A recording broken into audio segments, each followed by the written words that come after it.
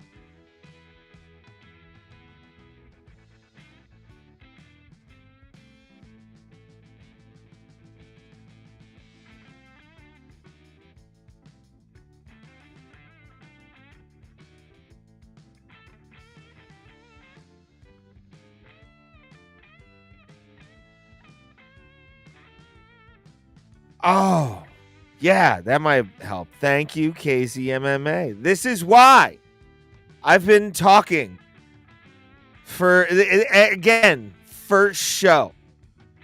We have decided to just have a muted mic. That's how this should be, to be honest. That's perfect for how this show should start. Oh my God. We started off with it, man. Thank you, KZMMA. You're wonderful, wonderful. Not to steal the MMA holes. This person clicked the link. You guys click the link wherever you are. This is the Ray Hyclak Show. I don't know what this show is going to turn into. I don't know what this show is going to evolve into. I have a story on why I'm wearing sunglasses today as well. I'm gonna have crutches while we're getting used to doing this format. If recorded a whole prediction video with a microphone muted once. I've done podcasts with my mic muted, and we didn't even know because we could hear each other. So yeah, I've been there. I mentioned the MMA holes community. Shout out to them. They're always amazing. This podcast, I gotta turn this fucking side thing down, I think. Yeah. Or is it this one? Yeah, I think I need to lighten this light a little bit. We're gonna do this live. We're doing it live, bitches. A little softer light there. Maybe a little bit on the left. Ooh, this is good. This is good lighting, I think. Welcome. This is the Ray Hyclak Show live. Facebook, YouTube, X, Twitch. I might do Kick. I really haven't decided yet. But if you have been a fan of me before or a follower of me, I came from Bro Bro Plata, which was or at least attempted to be an MMA podcast. And we tried. Oh, did we try? We had watch alongs like what you saw on yesterday's stream on Abraham Drinking and my stream, the Ray Hyclak, or my channels, the Ray Hyclak Show and at Ray Hyclak, where we broke down UFC Paris. We'll talk about the main card because that's the most impressive part. Was the entire card was pretty much all finishes. There were some decisions, but not anything where it was like super close decisions. Maybe one, but what are you going to do? I am 241st in MMA Holes Goat Milk, by the way, already ranked. And I'm looking forward to going up the ranks perfectly and getting as many as I can. I'm not wearing sunglasses to be cool. I'm not wearing sunglasses to be like, some kind of fucking, hey, I'm badass, man, right? Which one? Gustafson looked that one was a fast stop. Like I rewatched that one. That was a fast stop for sure. The one I'm trying to think.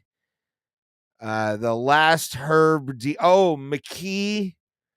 McKee was definitely a bit of a quick stoppage with Herb Dean on the main card. Again, we'll talk about that stuff later in the show. Also, real fast, if you could, wherever you're watching this podcast right now, there are links in the description. Shout out Jimmy Ward.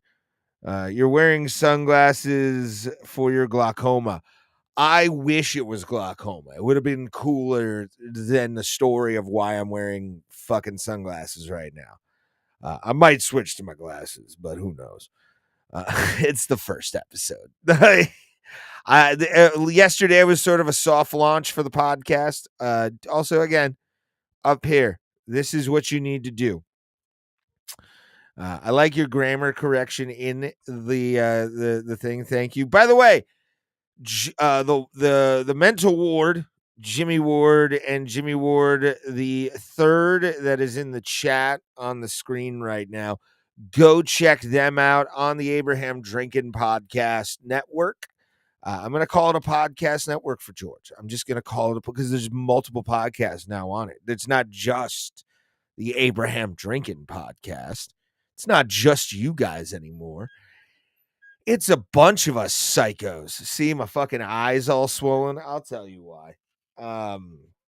But go to the description of the video. If you're on X, go to my YouTube. But go to YouTube right there too. That'll be there. But also there is a Patreon link right here. All you have to do is scan the QR code. It's right fucking there for you to watch. And you can join the Patreon. First video I'm going to do is the review of the movie Weapons. That'll be up tomorrow morning. $5 gets you a producer credit on the show.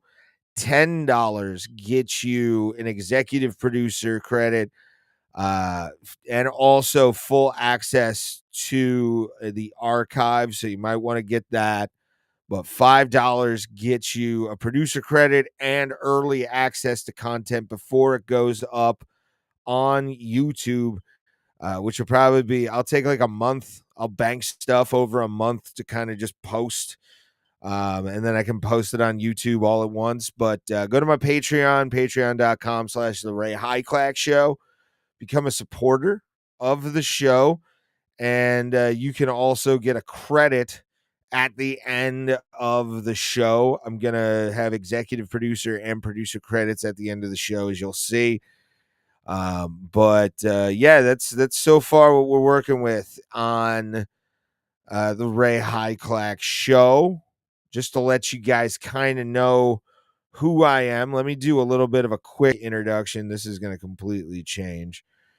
But then I can finally go to this, which is, who the fuck am I? Who am I? Why am I here? Why did I start a show named after myself and do what the fuck I'm doing right now, which is entertaining you guys for at least an hour every single week here on YouTube, Twitch, Facebook, X, wherever the fuck you like to watch your live streams, your live podcasts. I'm going to answer those questions right fucking now. I am a Cleveland-born comedian. I've been doing stand-up comedy for about 11 years now. It's a little over 11 years. And I've done comedy in different cities. Las Vegas is the one I always pimp out because I love Las Vegas. It's the perfect place for me to just be me, which is a scumbag, really. I can gamble whenever I want. A lot of the off area casinos actually still do drink service. I know it's a novel fucking concept for the people on the strip to understand that people love comped drinks. You can give us fucking, gray duck or whatever kind of fucking shitty low end vodka as long as it's free while we're playing blackjack or baccarat or what the fuck ever. Which I played baccarat my time away from actually doing shit, and I have opinions.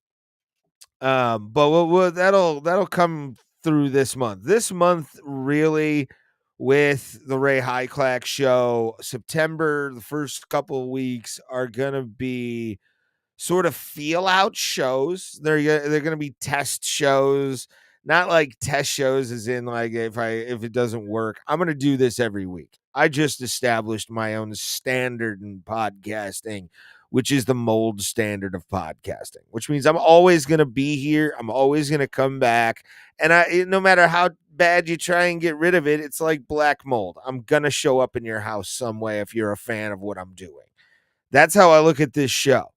That is how I look at this show. It's supposed to be a fun bullshit session for an hour. That's really what this is. I want to make sure when I come on this show, I have stuff that I laughed at and I hope you guys laugh at as well. That's the big thing with this is I'm seeing a lot of people in my view count. It might be bots. I'm fine with bots at this point. It's given me a little bit of confidence to be able to do this. So I'll take that. If we can get if we can get some people in here, that would be amazing. Just again, I'm going to kind of go to my old thing here, which is just like, share, follow, subscribe, do all the things. Links are in the descriptions of some of the videos. Let's go to my dynamic scene again because it's where I can pull up my pictures pretty easily. This podcast, what I envision from this podcast is just basically my view of the week, my view of sports, my view of what's going on in news. We do have some rules, definitely some rules that we need to establish quickly. I feel like we should start off with these in the who the fuck am I scenario as well, since I already kind of introduced myself as a Cleveland-born comedian, which are these rules. Freedom of speech is tolerated in the podcast itself, and it's a big thing for me. I feel like, consequences do need to be there, but you can say whatever you want. It's your choice to be an asshole. Whatever. I'm not going to hang out with that person, but I will let them get whatever they need to get out before they go home and hopefully bite a bullet. Yeah, you kind of want it. And chat will not be censored. I will not ban anybody for anything. You can say whatever you want in the chat. There is chats throughout each of my scenes. So if people want to kind of talk about what I'm talking about, I will acknowledge you while you are in that chat. I do believe in fan interaction. I kind of didn't really do that in the last podcast I did, which I will address as well a little bit deeper. The end of Bro Bro Plata and why the Ray Hyclak Show started. Respect each other in the chat. Also, amendment. This is a big one. I will choose not to put anything up if I think it's offensive, but you can say it in the chat and we won't ban you. So that's a big thing right there. You can show up in the chat underneath, but not on screen. I reserve the right to do that. Respect each other in the chat. Don't be dicks. Like, just don't be an asshole. Like, that's all I want out of this whole show is a cool community that actually fucking talks to each other. We get along. We have debate, which is the next rule number 4, but it should be talked about, which is respect is earned. It's not given in debates. So if you're just going to be an asshole and start like throwing around labels and throwing around little fucking, buzzwords and all this in debates in the chat, I'm going to start not acknowledging you. And I hope you understand that you can put it, it'll show up on screen. We have that. I'll show it in a second after I pull the rules off. But it's fuck you if you're just being a douchebag in the fucking chat. After any political segment, this is a big thing. This is one of the first rules I thought of, but it was the 5th rule because there's a couple lines to it, and I feel like it just fit perfectly in this. After any political segment, if I give a political opinion, and I use that word heavily, political opinion, pure and simple, there will be a mandatory 2 minutes of animals doing cute shit, no matter what kind of animals they are. That way we can bring the temperature of the water down a little bit more and get ready for the final segment, because politics will be usually last. News stories will be last. So we will probably start with some sports stuff but not today because I do want to introduce myself a little bit more to you guys and also some of the segments to the show as well that we encourage you guys to hit me up with in the chat, in the in the DMs. Let me kind of bring this here. Yeah. There we are. God damn. No, so I'm gonna kind of address why I got the glasses. My eyes swollen because I had an allergic reaction to a dog like a pussy. I was hanging out with my girlfriend and her family yesterday with a dog, by the way, that does not like me. Does not like me and a lot of other people. It's a very territorial dog, but apparently I am allergic as fuck to any dander that bitch puts off. And it's kind of interesting to like be in that scenario of a dog that you've done nothing to, like, and it just does not like you, but whatever, I'm fine with it. I've had that before in my day job.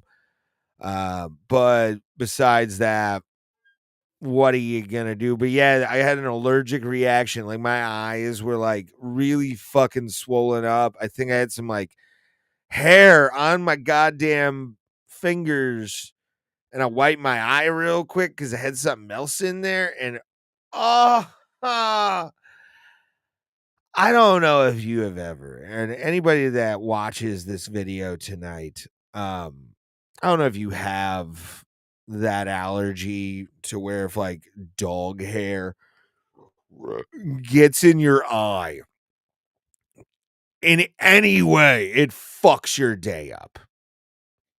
That's what I got. Like, it's so fucking bad, man. So fucking bad.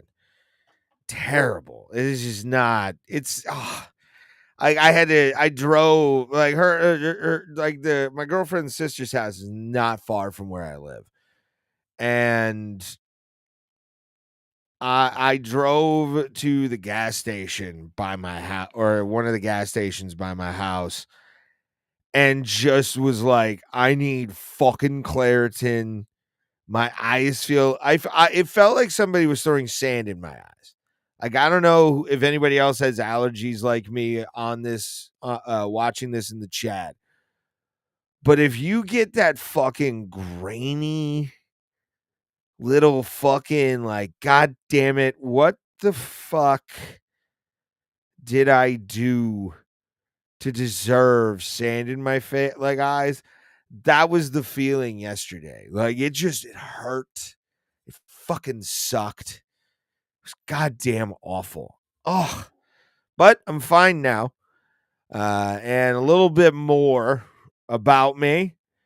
Since I am going to try and put some sports into this podcast and really kind of make this a digestible podcast for people to watch and, you know, get news and opinion from me. My favorite sports are hockey, combat. I actually, I know I don't look it. I drink like I did. I was a hockey player my entire life. My mom worked for the Cleveland Lumberjacks hockey team, which was a big team here in the 90s, starting about 1992. And she worked for them until we moved to Houston, Texas, where I lived in Mission Bend, Texas for about a year. We lived with friends before, family friends before that. And as you can tell, went well. But we lived down in Houston for a while. I am a Houston Rockets fan because they won a championship on my birthday. So there is that part of my fandom. I may live in Cleveland, but I am not And I repeat, not. And in sports tonight, we'll talk about the two games that went on. A tale of two cities, if you will. For my sports team, or for the other thing that I am into is combat sports. Yesterday, people joined me for Main Card Madness, which is a UFC live reaction show, boxing reaction show, combat sports reaction show that I'm going to start doing on the regular. If there's multiple things in a day and I have the day off and the stuff starts early, I will get on, take breaks, maybe play some videos in between, and then come back. But this whole thing, when it comes to combat sports, I grew up watching boxing on ESPN. I loved it. I played the Knockout Kings video games. I played Punch Out as a kid. A lot of the video games I played too were combat sports related. When I got a PlayStation 2, one of the first games I ever got was UFC Tap Out, which was like, it was the primitive version of a UFC game. Like, if anybody remembers UFC Tap Out, that game was annoying as fuck if you did it on a really hard level. Like, if it was on a hard level, you were just like, I don't want to fucking deal with this. This is terrible. But, as I got older, I got into UFC. I got into K1 in the 2000s. That's where I learned about Bob Sapp before he was on Longest Yard and before he did anything with like New Japan Pro Wrestling. Which combat sports to me does involve professional wrestling. I am a professional wrestling nerd. I'm currently in the process of finding time to read a book called The Fall Guys, the Barnum and Bailey's of Bounce, which, if I start really getting into it, I might do a chapter by chapter of it. I'm only on, I think, the first couple pages. But no, I go to local wrestling shows too here in Cleveland. AIW, Absolute Wrestling, Absolute Intense Wrestling. Shout out to John Thorne and the boys for doing stuff. They do stuff at the Globe Iron down in the Flats in Cleveland, Ohio.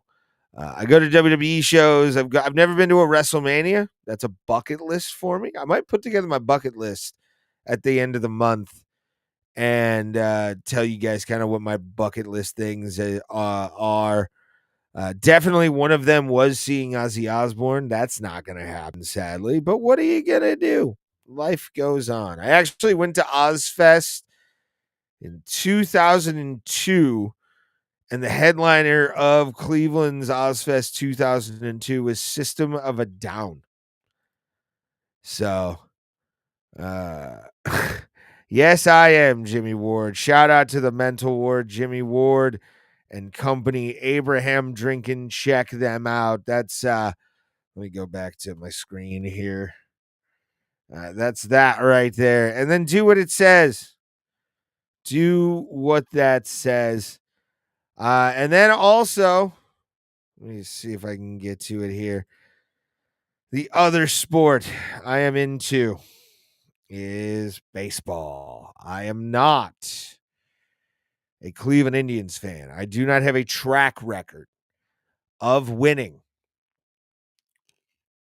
as a baseball fan. I have a track record of baseball teams I love cheating in the World Series to win a ring. So I'm no longer a Houston Astros fan. They can suck my ass as far as I'm concerned. Huge I actually root for the Guardians when it comes to against the Astros, even though I lived in Houston for a long time. I will never get over the cheating scandal in 2016 when the Astros won a World Series off of stealing signs. Never fucking ever will I be a party to something like that, especially a World Series. I take as I hit my own mic stand. I take baseball very seriously. I'm a purist. I think Ralph Manfred, outside of a few adjustments to the game of baseball, has been a bit of a detriment to the game because of some of the big rules changes that he's done. And you can go back and just Google them. Bigger bases, not one of them. The pitch clock, I thought was going to be a fucking farce. Like, I thought that was just going to be a goddamn joke. And it actually has turned out to be a great thing. I hate the ghost runner in extra innings. I hate the ghost runner. Fucking earn that run with every goddamn swing of the bat of your team. If you're fucking down or up, suck a dick, bitch. Don't fucking add a runner just because you think, it'll make the game go faster. Make it go 17 innings. I was at PNC Park as a child. By the way, I'm going to that right now of what my city. There it is. What? I'm confused. Why is that not playing? Oh, that's the news for today, folks. Why is that not going? See, this is why we need to do this. There it is. My sports teams. I'm a very loyal person to the city. I am a Pittsburgh sports fan living in Cleveland, Ohio. I was born in Cleveland, Ohio, but I am a Pittsburgh sports fan. Like I said, my mom worked for the Cleveland Lumberjacks, an IHL minor league hockey team that was established in the early 90s, about 1992 here in Cleveland. Came from Muskingum, Michigan, down to Richfield, where the miracle at Richfield happened. I was there early on in my life and learned to skate on the Richfield Coliseum ice, which was actually a cool thing. I will try after I really get this going to get some old Lumberjacks on this show to talk about the old days, talk about some locker room stories that they can tell, some fights maybe. My throat is parched. Sorry. And like I said, this whole thing's going to go. Political beliefs. I am fiscally conservative. I'm a working guy, blue collar. I have a whole segment on this show that you guys will be able to watch called Blue Collar Hell, which you can then add on to that. Email me. There's an email for it. Socially liberal. I am full on socially liberal. I'm not left. I am liberal. So I just want to make that distinction as well. Just kind of, I'm not saying I'm full on left or I'm full on anything. My mind can be changed on a subject if I hear it from somebody's point of view, or if I hear something with fact behind it, I will get behind the idea if it is something I believe in. If it's something I don't believe in, I will either do two things. I will either remove myself from that situation and not really like it, because it's not my battle. I know what my battles are. Usually that's just taxes, the millennial problem of housing and affordability of that housing. There's a lot of that going on. We've been starting to get priced out since about '08.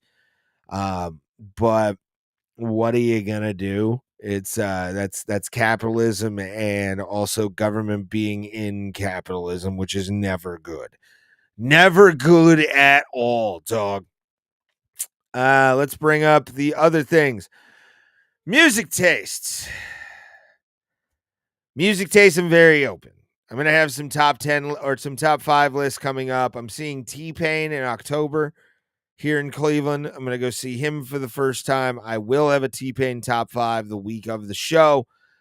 Most of my music, to be honest with you, is punk rock. I am a big fan of the band Flogging Molly, actually. Let me show you kind of. There it is. Yep. There's my Flogging Molly tattoo. I willingly paid money for this, by the way. This was a full on decision I made.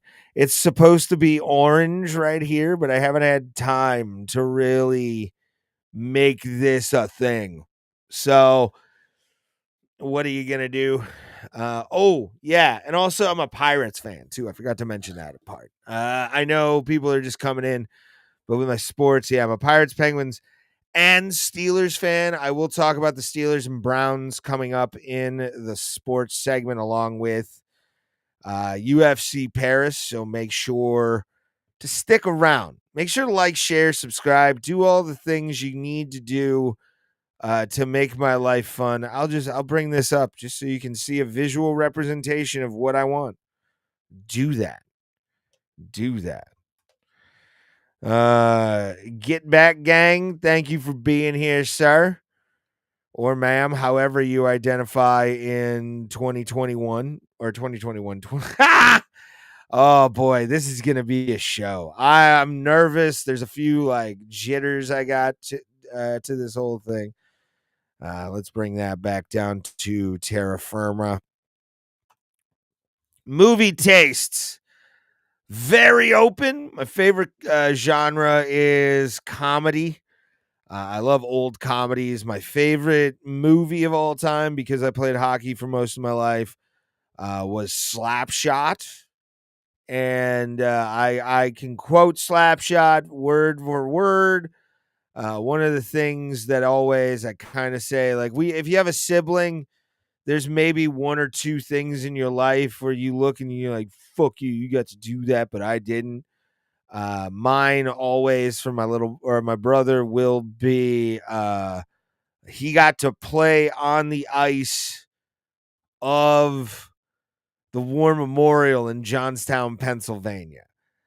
And for a hockey fan, if you hear those words, you get a boner. Like, you immediately are just like, holy shit.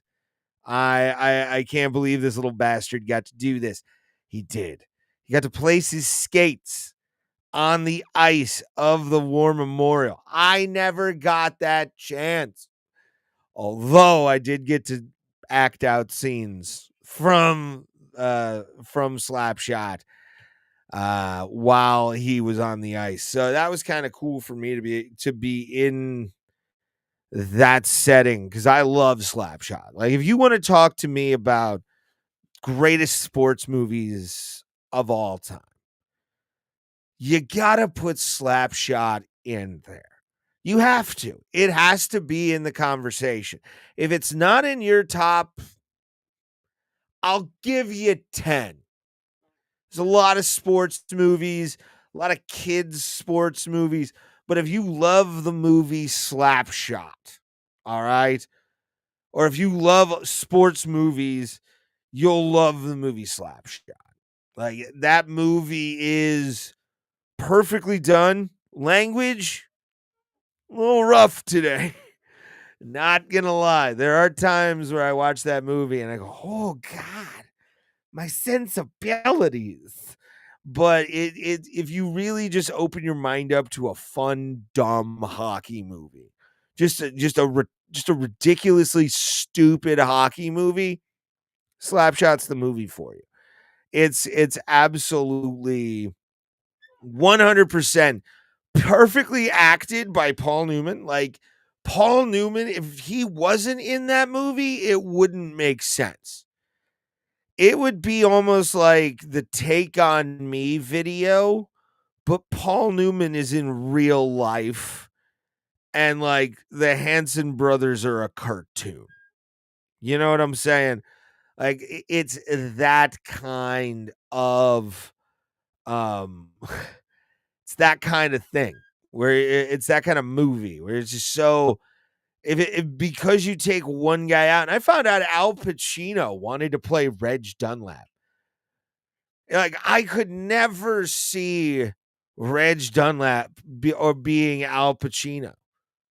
That baffles me to even think of Al Pacino as Reg Dunlap, and not to do like the thing, but just to think about Al Pacino at that time. This is like 1975. So he's like doing The Godfather. He's doing like this is before he gets a lot of the voice. Before fucking Scent of a Woman. Before the impression really started to catch on, before Frank Caliendo had one of many voices to do. It would have been Reg Dunlap being Al Pacino. And thank God he couldn't skate. Thank God Al Pacino couldn't skate. That's why he didn't get the gig. Thank Christ. Oh, thank Christ. Oh. Sorry, I got to take a break for a second. I've been going for. I did a 3-hour stream yesterday. You can check that out on Abraham Drinkin's podcast and also the Ray Hyclak Show. Let's bring this up. Love that movie. The three brothers were hilarious. They are. The Hanson brothers are the shit, dude. Like that is one of the best hockey movies ever and one of the best sports movies ever. It's straight up. Let me take a sip of my beer. So let's get back to the thing. I just want to really quick welcome to the show. Thank you guys for being here. Make sure to like, share, subscribe, do all the things. The sharing is the biggest thing.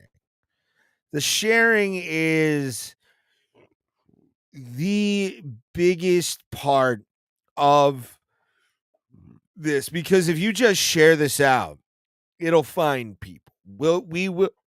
We will find a community to build along with Abraham Drinkin and myself, and also right here. If you're watching on television, scan this code.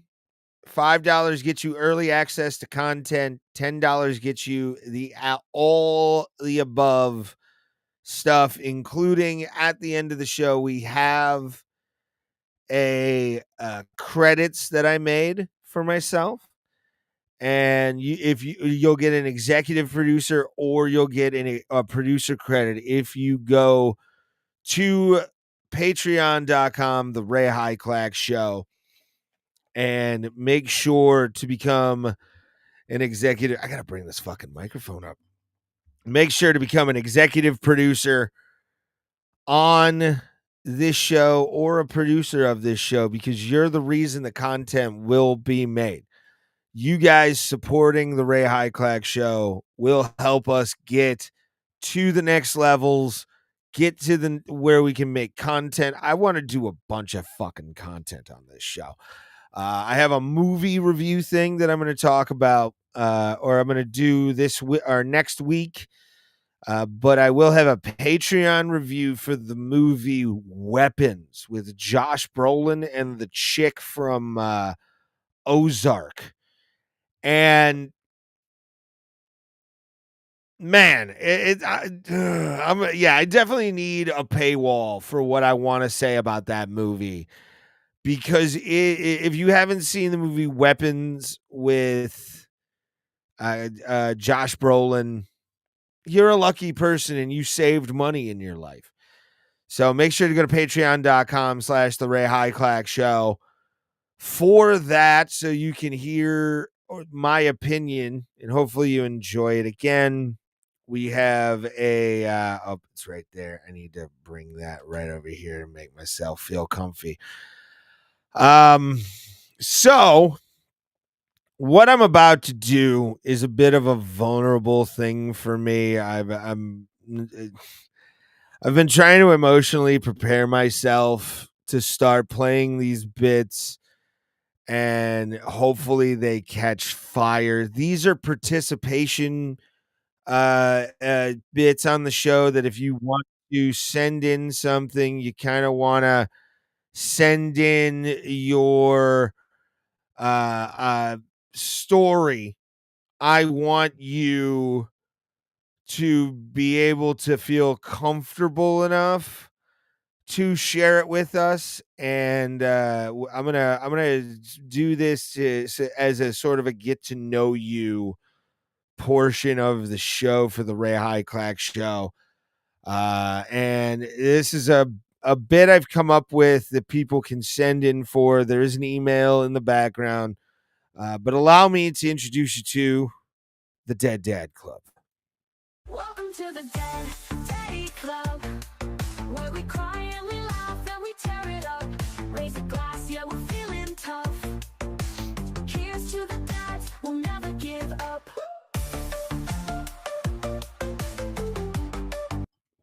Welcome to the Dead Dad Club, everybody. The Dead Dad Club is a place for stories. It's a place for you to share your story with people who you may not, anonymously do this. You can do however you want. But this is a space where you can share and tell your story of losing a loved one, losing somebody close to you that was like family. That's what this is truly about. Is this segment, at least, is a little bit of a communal therapy session, is how I look at it. When I was dealing with the death of my father, which I'll tell the story here in a second, I really didn't have anybody in my life that knew what that life was about. Nobody I knew that I knew about, at least, had lost a relative that they were really close with. I didn't know anybody to talk to. Luckily, I had some community resources that I was able to use when I was growing up, and kind of, because I lost my father young. My story is, I lost my dad December 19th, 2009. It was a heat wave day in Cleveland, Ohio. It was unseasonably warm. Like, the snow had completely melted in December 19th or December 18th, 2009. And this was around the time also that the Obama era work programs for kids just out of high school or not really going to college could get into. And I got into a job with the city of Eastlake, out here in my area, Northeast Ohio.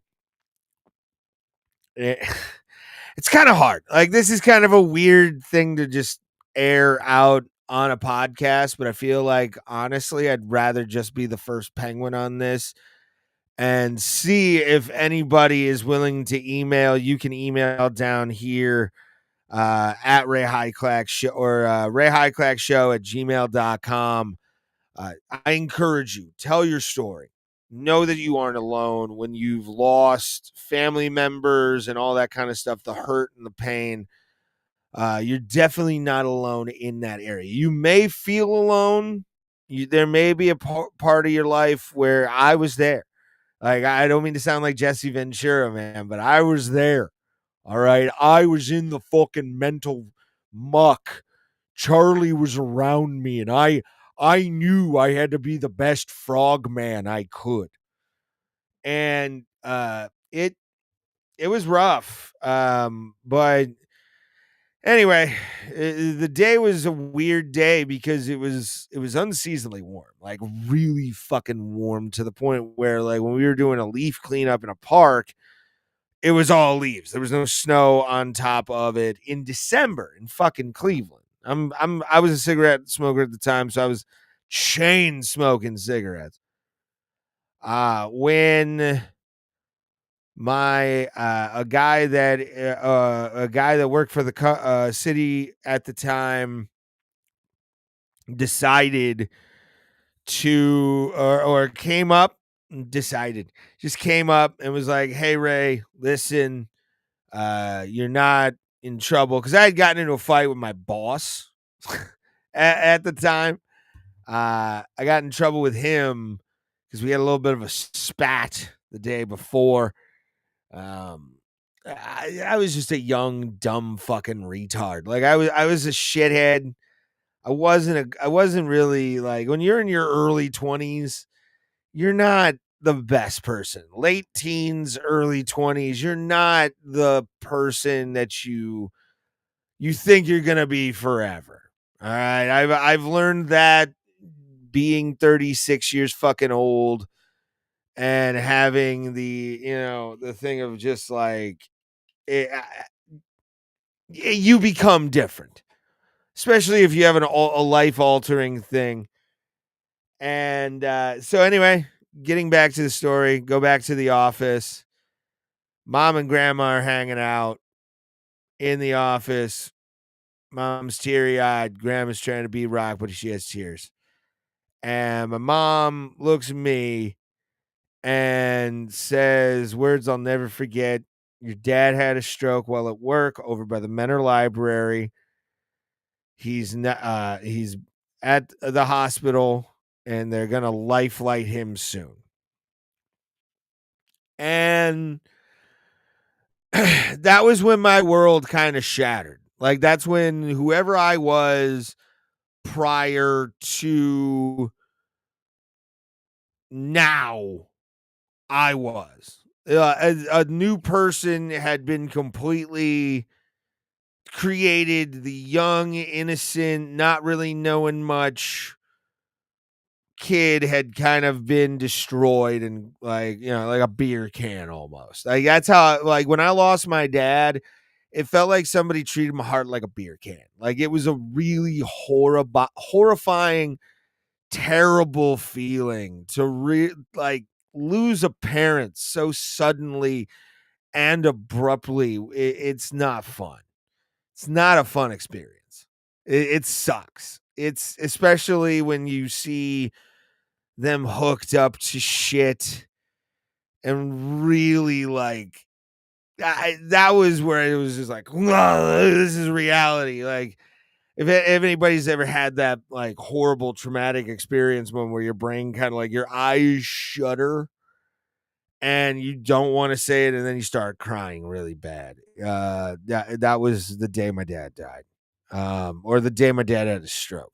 Yeah, he died the next day, which was a Saturday. My dad, if you're somebody who knew my dad and you're watching this, you know what my dad was like. And the best way to describe my dad was the happiest, drunk, angry guy you'd ever see in your life. As he got older, his anger got a little bit better. Really kind of got himself a new bag, if you will, on the way into being a good dad. He was a good dad. He wasn't a great father. He wasn't anything like that, but he was a good dad, was there for me when I needed him to be, would surprise me with shit. Big wrestling fan like myself. That's actually how I got my love of professional wrestling, was from my dad. And I'll never forget, and I'll end on this because I feel like it's kind of, we should move on, and I'll tell my blue collar hell story, which is another thing, but I'll advertise it again. Make sure the email over here, if it is legible, I'm hoping it's fucking legible. I tried to make it legible. It's Ray Hyclak Show at gmail.com. Subject: Dead Dad Club. If you want to share your story of losing somebody close to you, to help other people who feel like they're alone, know that they're in a community of people who, we've all had people we've lost in really earth-shattering ways. And actually, at the top of the show, Andrew Burge, who died after a horrible car accident, multiple surgeries. There was a nice little, I put an in memoriam for him at the beginning of the show. But My dad was a bit of an ass. My dad was the kind of guy who he always had a quip. He always had some kind of line to throw out. He was the reason I started getting into comedy. He took me to my first comedy show. But my dad went out the only way I know he probably ever wanted to go out, which was when you're in the hospital, you got the EKG meter right there on on a finger, right? And my father had his on this finger. And for a guy like my dad, who, like I said, was a bit of an ass, um, to have him go out like that with just his finger flat and saying "fuck you" to the world, is how I kind of hoped he would have gone out as you know, his son. I was kind of hoping that would be knowing who my father was. Um, really, you kind of want to go out giving the world the finger and saying, "Eat my ass." Put it up forward so y'all can eat. Bury me face down. But he was one of those guys. Bury me face down so the world can fucking eat my asshole. That was my fucking father, and I loved him for it. Without a doubt, one of the coolest people I ever knew in my life.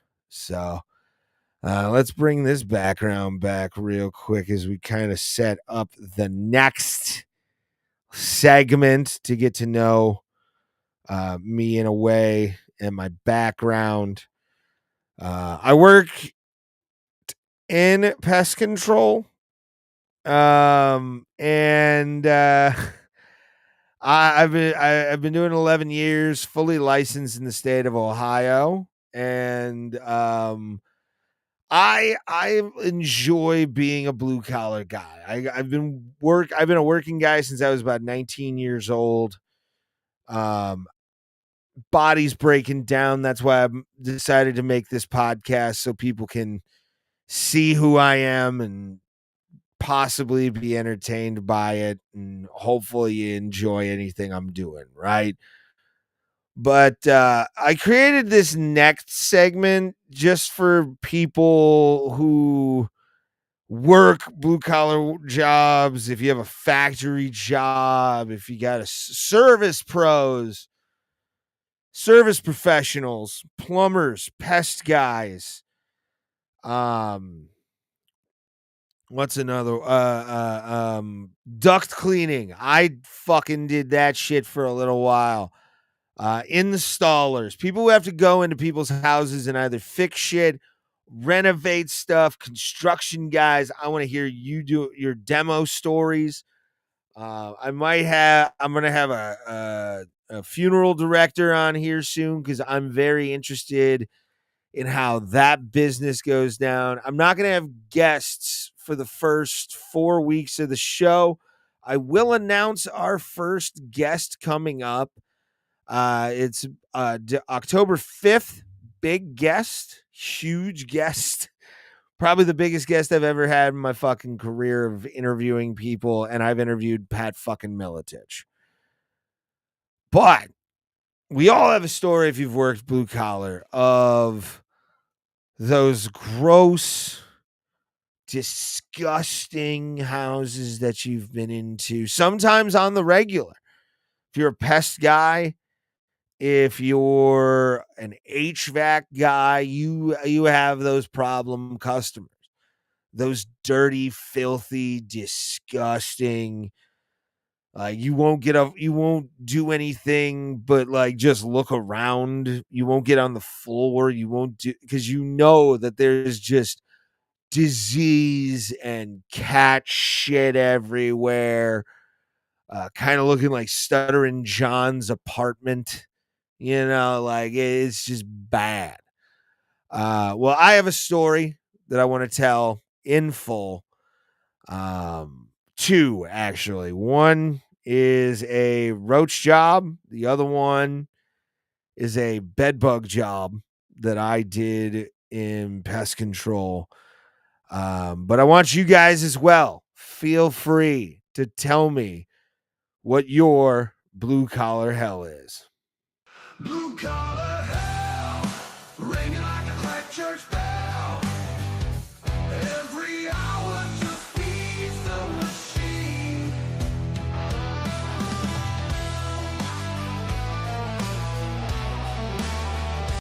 And we are here, Blue Collar Hell. You can join the conversation on it.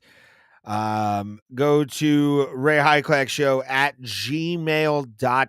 Subject Blue Collar Hell. Doesn't have to be the color, obviously, in the font. I just wanted to be creative. And what I consider to be a blue collar hell was before I played the segment opener. I'm going to just reiterate what it is. It's either a regular customer or a one-time customer that you've had if you were working in a service pro area, if you were working as a plumber, if you were working in construction, duct work, fix HVAC. These just, you tend to go into other Americans' houses, other people in your country's houses, possibly. And some people are just fucking gross. They're just fucking gross.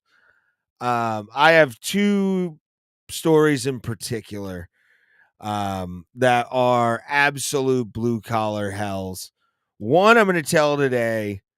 The other one I'm going to tell next week. So stay tuned to next week. Watch to listen to the next story. It's going to be a short segment. Then we'll get into some sports. We'll talk about Raja Jackson. We're going to also talk about the Browns and Steelers today. They didn't play each other, but they did play week 1 of the NFL season. I watched both games and I have opinions. Oh boy. But and again, Steelers fan, I am going to be harsh. I am going to be fucking harsh. But my first blue collar hell story. I was working for a company that went by the name of Myrmenex. It rhymes with that at least. And Myrmenex was I was a Far East tech running basically an entire county for residential at that time for Myrmenex. Terminex, what the fuck ever.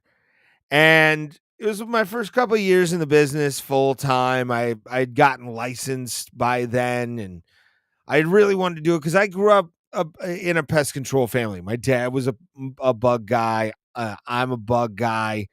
Once a bug guy, always a bug guy. Once you do pest control, you kind of have no other fucking outlet to do your shit besides comedy, I think, which has led me down this path. Yay. And so I get a call to go do a job in Conneaut, Ohio. And if you've never been to Conneaut, Ohio is a very rural, small town with like not very good, not very good restaurants, but they got a diner that's been open since like the fucking 1920s. It's a small town. A lot of people come and go from the city, but people are born there, but they always never die there. It's one of those kind of cities. There also breeds a thing called white trash, which I am. I consider myself white trash. If you go watch my stand-up, it's on my channel at Ray Hyclak on YouTube and also on Facebook. And Abraham Drinkin has the video as well. One of my best sets ever. And so I go in for this roach job thinking it's going to be kind of easy.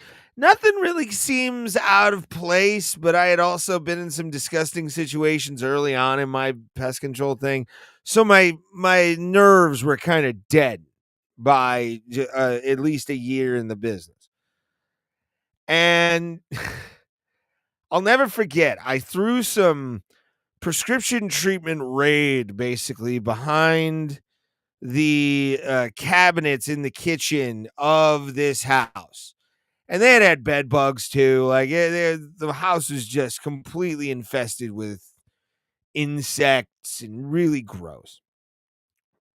And this is fucking 9 years ago. So who knows if they're even dead. No, D-Rest. I will continue to speak because this is my show, the Ray Hyclak Show. Do you not see that logo right there? Do you not see that logo? This doesn't say Bro Bro Plata anymore, which in the sports segment, I'll talk about Bro Bro Plata and why that ended. But my blue collar hell for this was after I had sprayed the prescription treatment raid behind what I thought were covered cabinets, like closed Formica bullshit cabinets. They were not. They were open on top. And there was moldy food behind or in those cabinets, like super fucking moldy. Like there was black mold, kind of disgust. Like a part of me died, guys. Like a part of me really fucking died. It really made me never want to do this business again, but I love the fucking money in it. It's so fucking good if you really find a good company. And immediately called the fucking I found, and how I knew it was open was the roaches that were feeding off of the food in the cabinets got hit by my shit, flipped out, and started fucking running up the wall. Like right here's the cabinets, like right where my hand is. Nobody, I'm making sure my hand's a little bit above there. You need to be careful, especially on hand placement. But they could just go up the wall, and then we're starting to like hit me in the fucking top of the head, crawling on me, dying, getting all listless and shit. It all of a sudden, when I looked around, I started seeing fucking roaches everywhere. Like on the ground, there were teats up, a bunch of them in the bathroom by the kitchen. Who knows what was in the disgusting pile of clothes that they had in the laundry room. Like I said, the beds had bed bugs. At one point, I had to put my mask on to go upstairs because it was just a horrible scent of like piss. It was terrible. Awful fucking job, man. But the ending of the whole story kind of has a weird one because that was how I became employee of the month, I think, for October for Terminex. It's because I sold a bunch like my first month, and it was all just disgusting.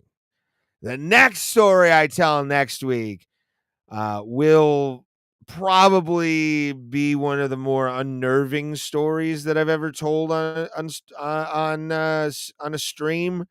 I don't think I've ever told it on a stream either. So who knows who's going to be able to stomach that or not. But yeah, my blue collar hell began at Terminex and continues in pest control to this, as Deontay Wilder says, to this day. Oh, I want to thank everybody, by the way, for sticking with me. I'm going to do a couple more segments. We're going to get out of here. But I just kind of want to introduce myself. I can't hear you. I don't have my glasses on. Move your lips slower. How about this, old man? You pay the fuck attention because I didn't have fucking sound earlier. So KZ MMA fucking told me that my sound wasn't on, and he was right. He was fucking right. Oh man. So let's get into this. Another segment I'm doing, which is some sports ball in your life. Here's the video for that and intro. I'll see you on the other side.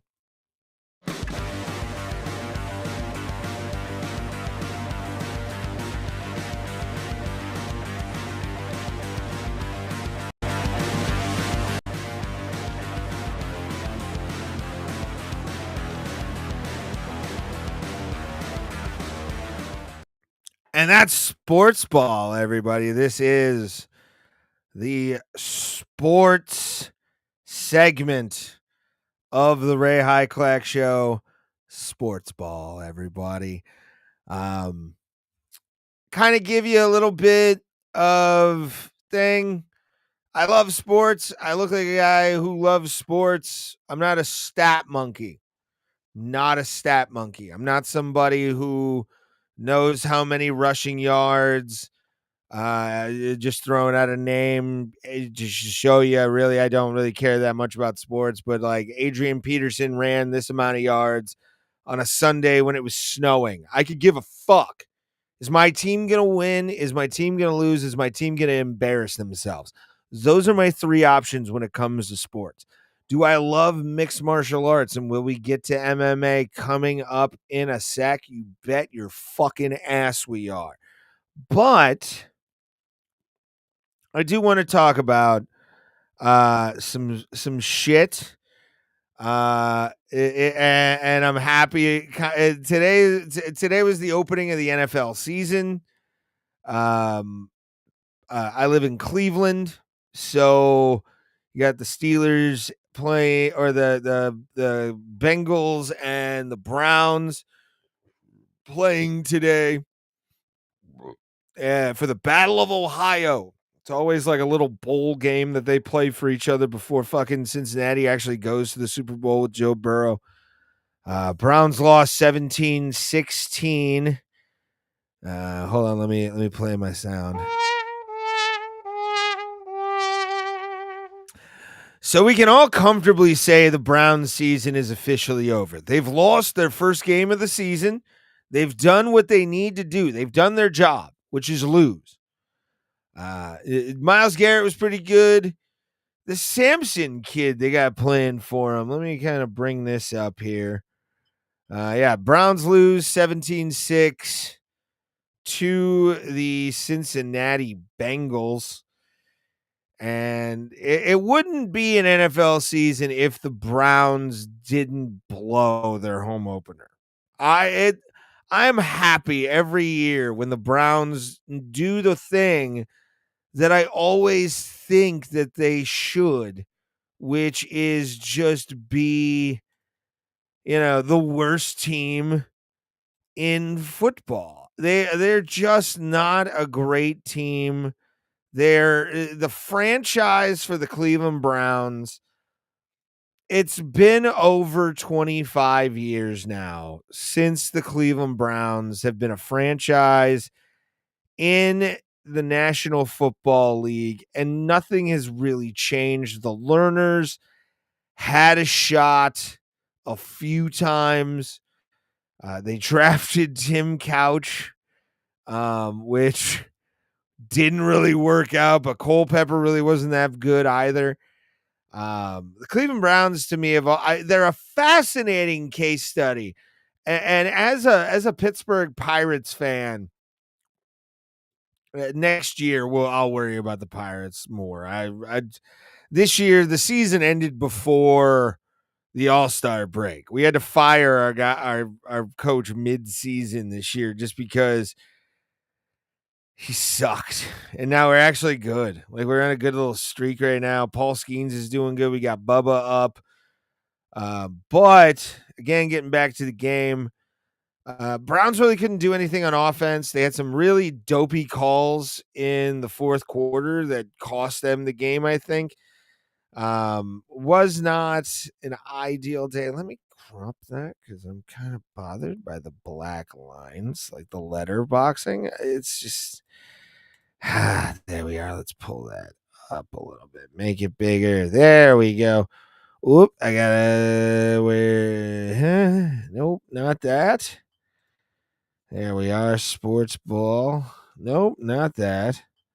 Oh boy. There we are. Nope, not that.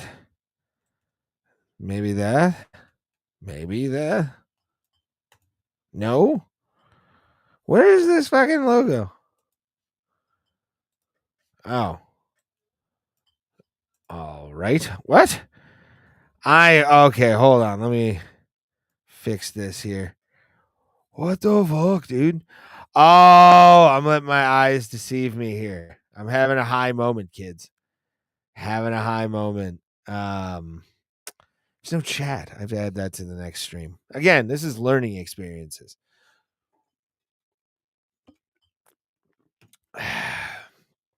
Patreon.com/the Ray Hyclak Show. Yeah, Browns, Joe Flacco. I will say this about Joe Flacco. It's kind of funny to me to see him have such a great start. Like, it's almost like he's showing you. You can never keep Joe Flacco down. He tried this game. The Cleveland Browns defense definitely did. Burrow and his crew didn't really have a good game, but what are you going to do? The Cincinnati Bengals take the Battle of Ohio. Here we go again. It's the Cleveland Browns, and they lose again. Hopefully, I'll be following it loosely throughout the season. So hopefully, you guys stick around for my football takes because they're terrible. They're not good. But let's talk about this, baby. Let's talk about the old wonder.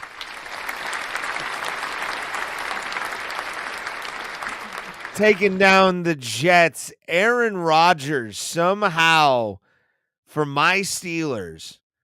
I didn't know how this was going to be. I didn't know how the ayahuasca tent trip was going to be. I didn't know how Aaron Rodgers was going to take the thought of being an NFL quarterback again after an injury with the Jets 2 years in a row, wasting their entire time. The Steelers trade Aaron Rodgers, fucking Justin Fields, who is young, will have a future in the NFL, really great college player.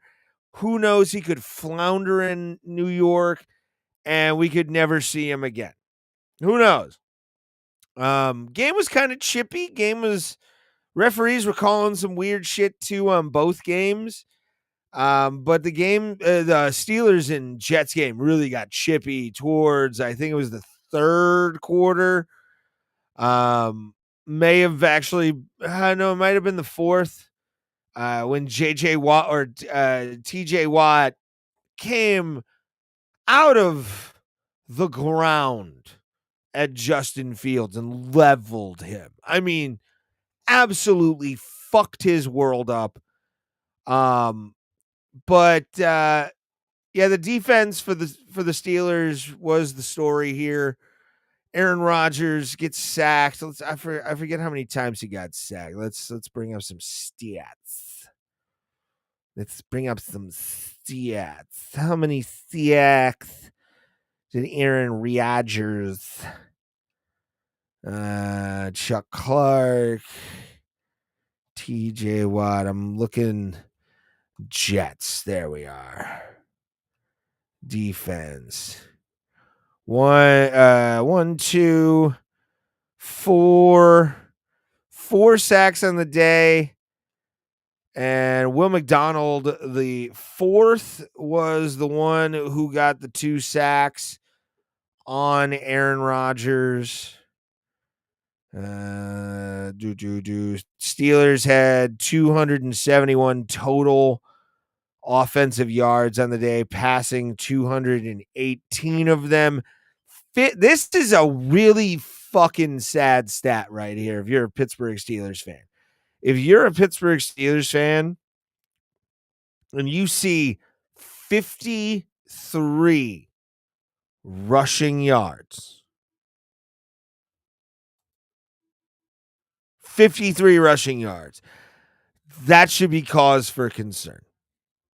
That should absolutely be cause for concern because that's Steelers football. Steelers football has always been purely, no matter what, has always been smash mouth football, run it up to set up the passing. It's never been passing to set the run. It's been passing or running to set the passing up. And for the Steelers to do what they did this week and pull it out against the Jets, fucking amazing. But my favorite part now is UFC Paris. I'm using MMAholes.tv. UFC Paris live. Imavov versus Baralho. And we're just going to go down the card real quick a little bit to talk about it. Nasruddin Imavov, dominant performance, got the decision win against Kaiho Baralho. Kaiho really didn't do much except for squint in between rounds. Like, he was off, didn't look like his rhythm had any chance to stick against Nasruddin. Nasruddin's body movement is so fucking good anyway that he was able to really just negate any of Kaio's attacks. Both men had the same total amount of strikes. Significant strikes goes to Nasruddin Imavov. And he is basically now set up to be the number one contender at middleweight. So he'll be facing Khamzat Chimaev. It's an international card then, which is nice. But it's let's go down to Mauricio Hufi versus Benoit Saint-Denis. Benoit Saint-Denis just wore down Hoofy to get this sub, got his back in the second, and was able to lock in a rear naked choke for a victory in his home country. This one was a bit of a travesty of just luck and everything. Kind of cost me in goat milk, but I enjoyed it nonetheless. Which was Paul Craig's last fight. The Bear Jew goes home. The Bear Jew, Paul Craig, after being heavily knocked out and just dazed and fucked up by an elbow strike by Modestus Bukakius at the bell. Like, he just couldn't get up, couldn't continue. He was out. Paul Craig laying on his back. He had a gash right on the eyebrow line going in a little bit and then out. He was fucked up. And after the fight, he retired, and Paul Craig retires, UFC icon now. Really entertaining fighter. And you hate to see a guy go out like that, but he made the right choice. He made the right choice. I think he made the right choice. So, Paul Craig, great career, and hopefully he finds more popularity in his future endeavors for sure. This fight was just, what the fuck? This is why this fight was the reason why I love mixed martial arts. Mason Jones, Balaji Oki, lightweight contest, 155 pounds. Balaji Oki is dominating Mason Jones for the first part of the first round. Beating him, he dropped him, got on top of him, really didn't do much with it. Mason Jones finds his way back up, and Balaji Oki completely and utterly wilts the second half of the first round and this entire second round. I mean, was giving really no offense. Kind of looked like he had given up at that point. Like, he went for broke in the early part of the fight. Mason Jones comes back, finishes Balaji Oki with elbows. Goddamn. Amazing. That's my fight of the night. This fight, I think Herb Dean stopped it a little early Reese McKee, Axel Sola, welterweight competition. Axel Sola drops Reese McKee with body shots, gets his back, starts kind of throwing haymakers at McKee to Sola. And as McKee is going to hold the other arm to a hand fight and get up, Herb Dean stops it, and I think it was a terrible stoppage. I think it was way too early of a stoppage, and it could have gone a little further. Let him die a little bit more. It'd be perfect to do. Then this fight was awesome. This fight was a really fun featherweight contest versus William Gomis and Robert Rushala. And Gomis gets the decision handily. I mean, there was one judge that was 30-27. I gave it a 29-28. And Gomis gets the victory for the UFC Paris card. Now, guys, and actually, I gotta do something real quick. I know it's wrong. Hold on. This wasn't at the top. Oh boy.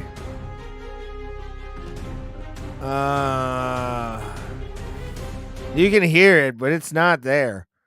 So I have a news segment. Let me bring this back over here because we keep fucking up. I have a news and entertainment segment for everybody. And I have a couple stories that have been in the news for a while and a couple new ones that I want to talk about. And there's that. I got to put that there. All right, cool. Maybe I can bring this down. I don't know. Anyway, so when we have some news that we're talking about, and I give my opinion, capital letters right there, opinion on the news. It will always be my weekly take.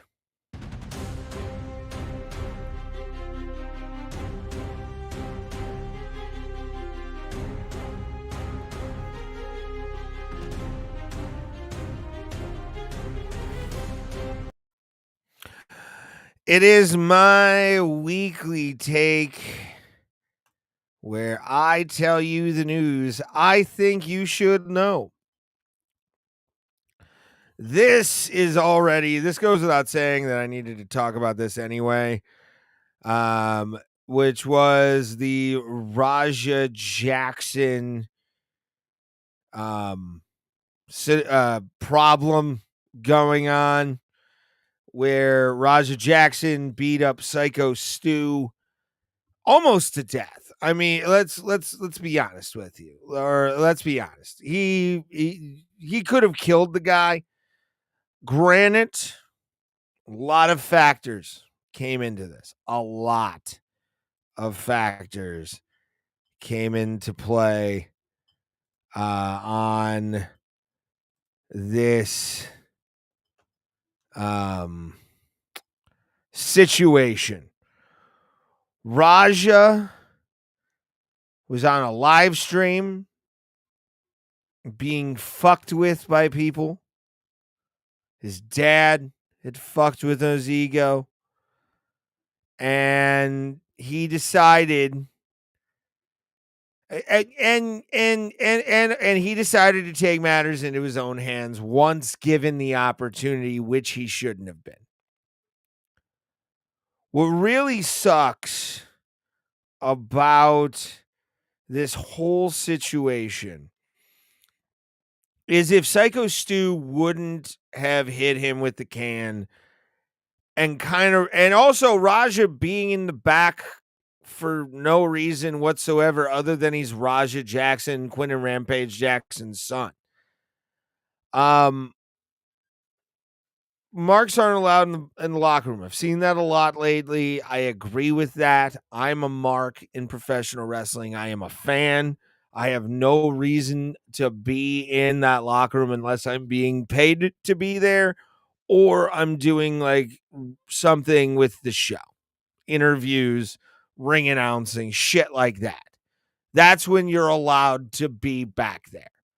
Raja and his friends should have never been back there. This is Rikishi's professional wrestling company as well. They've lost their WWE ID deal as a result of this. We all know what happened. Like, I'm not gonna rehash everything. Knox Pro Wrestling, but like I just wanted to give a quick little opinion on it and just be like, the whole situation could have been avoided. The whole situation. Um, let's go to the next news story. This one's been around for a little while. Cheryl Richardson. I don't need your opinion. Cheryl Richardson. It's not her, by the way. This is not Cheryl Richardson. Cheryl Richardson, the woman. Let's see if I can get to this. Let's close this tab real quick. This is why I need a producer. There we are. Yeah, here's the video of what happened. See for yourself, and we'll go in more detail on this because I got opinions because I'm a baseball fan, and when you're in this scenario, you can't be what this bitch was. So, home run was hit, and I'm trying. Why? Oh, you're not gonna show the video. You're not gonna show the video. Oh, you're not gonna show the. Here we are. Yeah.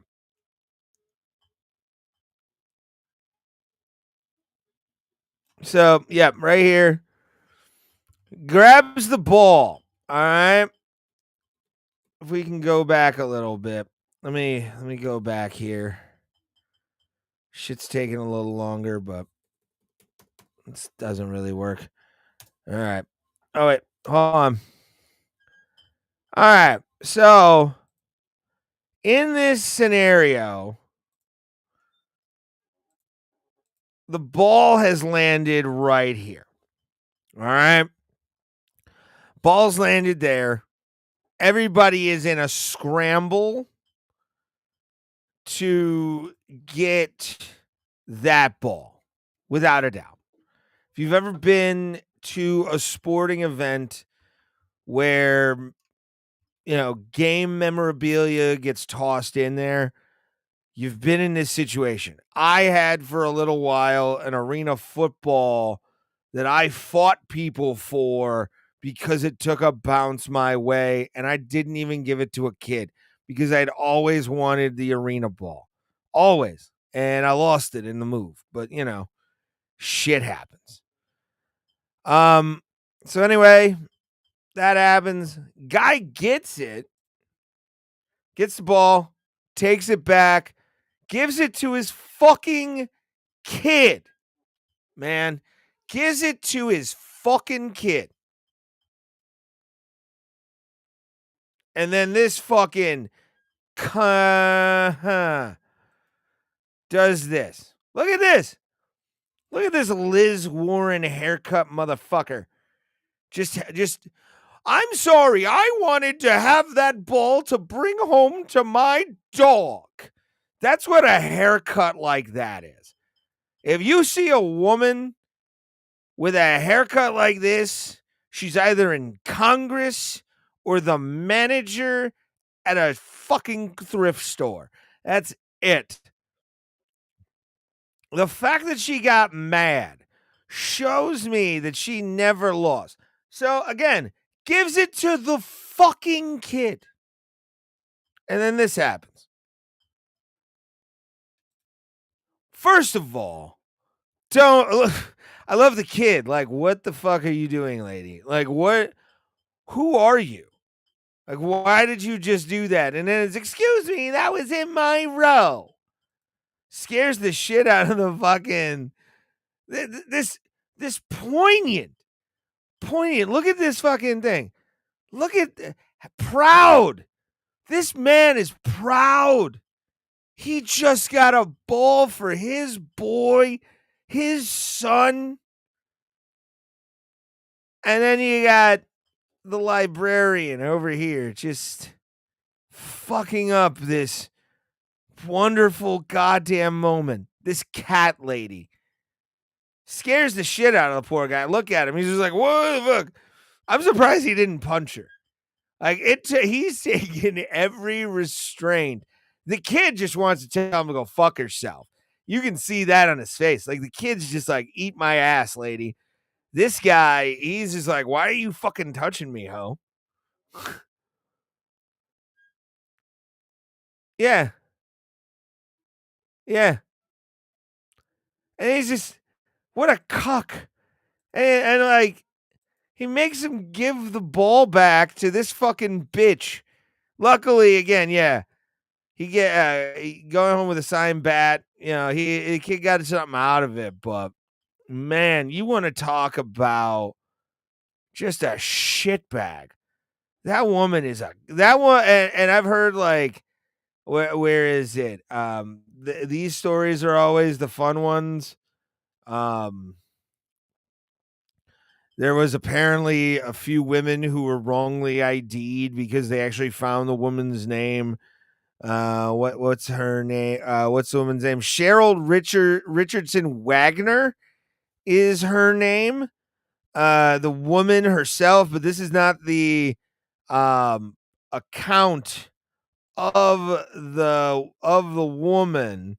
This is a Red Sox fan who says, "Okay, everyone, I'm not the crazy Philly mom, but I sure would love to be as thin as she is and move as fast. I'm a Red Sox fan."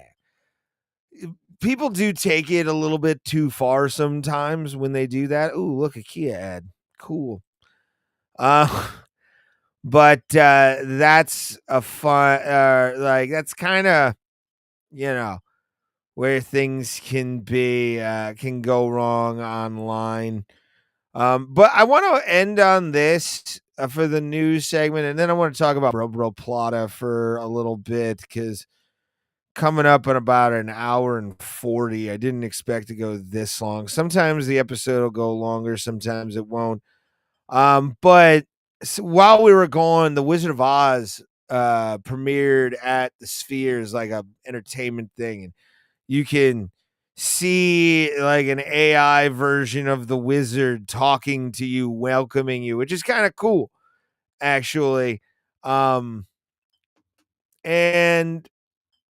the fucking the Sphere, we've seen it in UFC, we've seen it in a few other things, videos, Backstreet Boys, all this, but I kind of wanted to share this little nugget before we go to go basically to the ending segment, the end credits of the night, because I'm tired.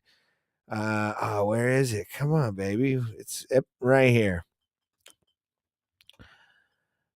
So they're doing it, and one of the special effects that comes along with basically like the 5K aspect of the Sphere are these little prop apples that drop from the ceiling in certain sections. I've heard it's like section 400 you can get into, and all this, but these motherfuckers are taking it too far and selling these apples for $250 and higher online, some $500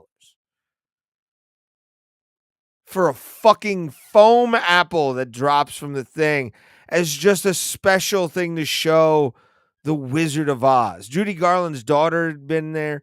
I'm a big Wizard of Oz fan. I love Return to Oz. I love that movie so much. It's a fever dream. It really is. But okay, so kind of want to address something I said I would, but I've gotten a little bit ahead of my skis here, or out on my skis, if you will.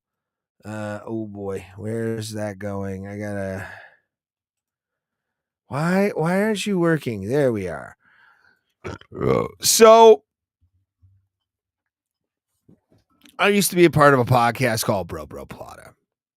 It was an MMA podcast, and said wanted to talk about why it ended, and to be honest, it was just we grew apart as people. We both started getting different views on the world, and from then on, I made it a point. You can go back and watch the episode. Now, again, I'm not an innocent person on this. But when you're called hard right by somebody who you trust and like, you just want to say no at that point. And if you go back, Bro Bro Plot on Facebook or YouTube, you can see the final episode where I blow up on him, or I blow up on Tim Danko, the guy that I was with, and he leaves the stream. We had a texting. We're still friends. But yeah, I just got tired of having a podcast partner that really didn't do much, along with not really having the motivation to do much. It was a weird symbiotic partnership for 5 years. Glad it's over. Glad we did it. But Bro Bro Plata will always be there.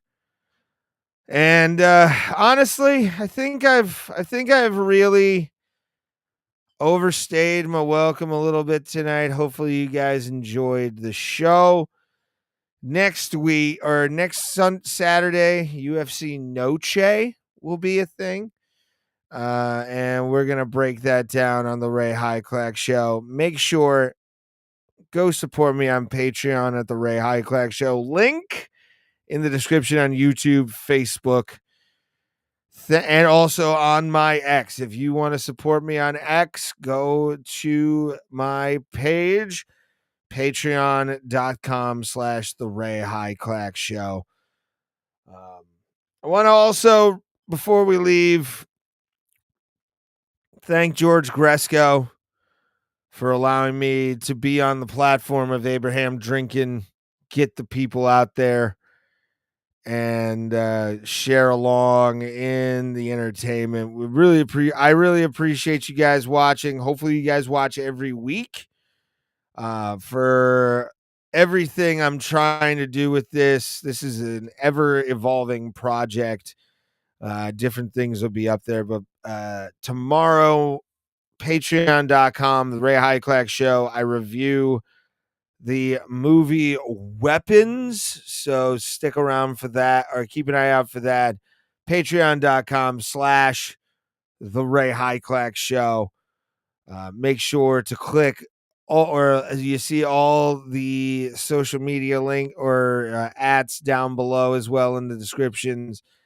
They are there for you to peruse. And I wanted to come up with a catchphrase, something to end the show on, something I didn't think was poignant or anything like that. It's nothing really thing. But I wanted to end by saying, as a bug guy, I've gone into a lot of places. I've gone into a lot of spaces with different people in them, public or residential. And there's one thing that I think I can bring to the table when it comes to a unifying message, which is rich, poor, indigent, can't move, or one of the best athletes in the world. Remember this, regardless of your social status in life, everybody gets bugs, folks. Everybody gets bugs. And I hope you remember that. Thank you guys. Like, share, subscribe, do all the things. And I appreciate you being here for the initial episode of the Ray Hyclak Show and sticking with me. Thank you very much. I'm going to drink some more beer, go to bed. I got to work in the morning. And as always, everybody gets bugs. Have a good night, guys.